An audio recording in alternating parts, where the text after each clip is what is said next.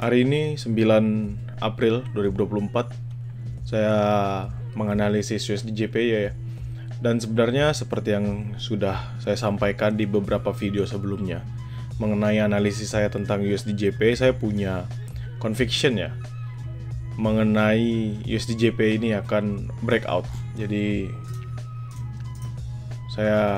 keyakinan saya itu sudah saya munculkan ya semenjak awal April, dan kondisinya sekarang dia kembali retest di area supply-nya. Kenapa saya punya conviction bahwa USDJP ini akan sell?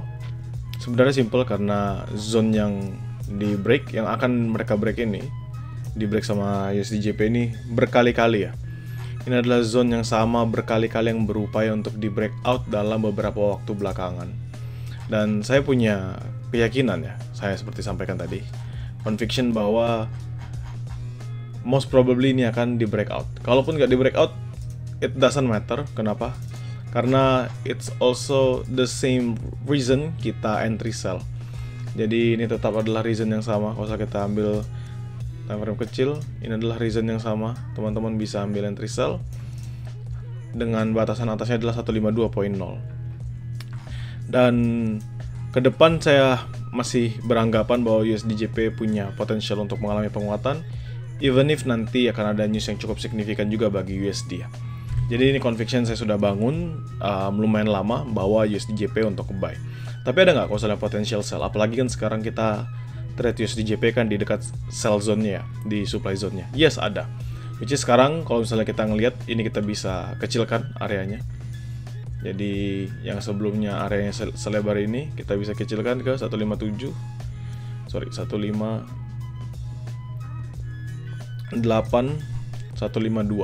Jadi teman-teman bisa perhatikan ya bahwa 151.0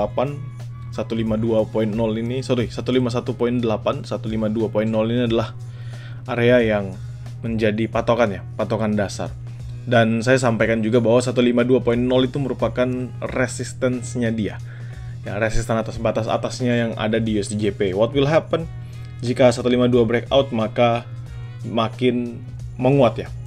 Dari UJ akan membentuk ATH barunya dan akan terus mengejar dan membentuk price discovery. Maybe target saya bisa ke 153, jadi around 100-an 100-an pips ya. Atau bisa sampai ke 155. That's my own target, itu target saya sendiri. Tapi kalau misalnya dia belum berhasil breakout 152, bagaimana? If dia tidak berhasil breakout 152, maka kembali akan mengalami retracement. Ya, dia akan kembali mengalami retracement. Kenapa? Karena full ya teman-teman di sini.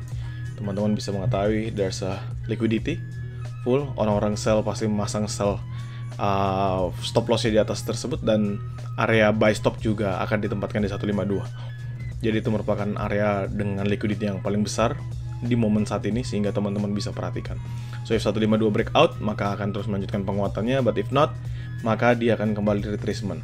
Kondisi sejauh ini ya, secara technical itself ya, kalau kita hanya ngomongin basically dengan technical, it's still a sell, masih dalam sell-nya. Tapi yang saya sampaikan adalah pandangan saya dan jangka panjang saya melihat bahwa dalam kondisi technical ini area sudah cukup usang. Jadi most probably bisa di breakout sama USDJP-nya. Dan sekarang kalau misalnya mau nge-sell bagaimana? It's simple, it's a simple mathematics. Kita coba cek dulu dari news ya.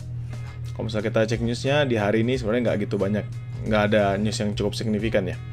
Hanya ada nanti malam, itu pun cuman NFIB, Small Business Optimism, Third Book, 3-year note auction, dan lain sebagainya. Sorry, ini 4, harusnya saya 7 biar this one ya.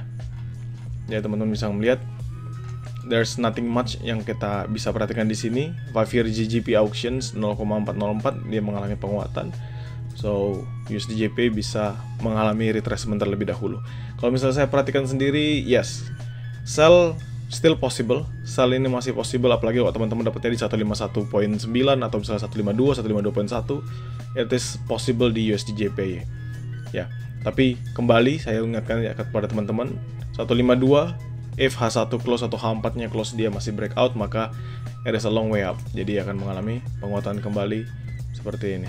Jadi kita pindahkan ke targetnya ke depan dan berharap itu bisa terjadi ya. Karena kita tinggal follow the trend. Dan nanti 152.0, 151.9.8 itu menjadi area base yang baru ya. Karena dia baru banget breakout dari konsolidasi yang cukup lama ini.